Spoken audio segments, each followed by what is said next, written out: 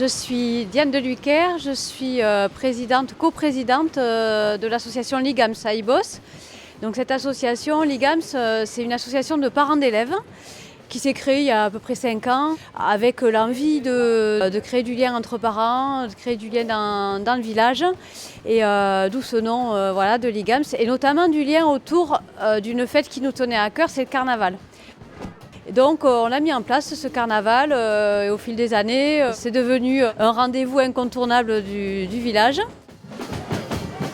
On a eu l'ambition de se dire allez, on va faire une exposition et évidemment on a tout de suite imaginé en bilingue, c'était une évidence pour nous, pour valoriser la langue, valoriser toutes ces traditions qui se sont transmises et qui se sont répétées de génération en génération, d'année en année, de saison en saison autour de cette langue.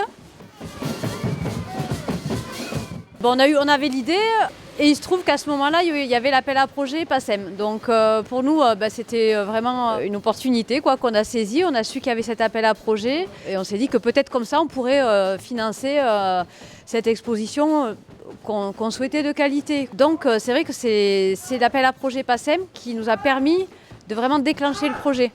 Ce qui fait qu'on arrive avec cette exposition d'une dizaine de panneaux qui va être partagée parce que c'était aussi notre souhait, c'est qu'elle soit mutualisée, qu'elle puisse être mise à disposition d'autres associations, communes ou structures qui ont envie de parler de carnaval, de faire vivre la tradition et du coup de rassembler, que les générations aussi puissent se rencontrer autour de la langue. Donc c'est vraiment du bilingue avec...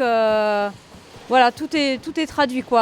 On lit en premier l'occitan, en second le français. Voilà, on a voulu mettre l'occitan en priorité sur le français et puis du coup ça permet de passer de l'un à l'autre, le fait de les avoir, c'est pas du recto verso, le fait qu'ils soient côte à côte, ça permet aussi de passer de l'un à l'autre et comme ça d'apprendre aussi, de découvrir, déjà d'être confronté à la langue gasconne et puis d'apprendre de nouveaux mots quand on la connaît un petit peu.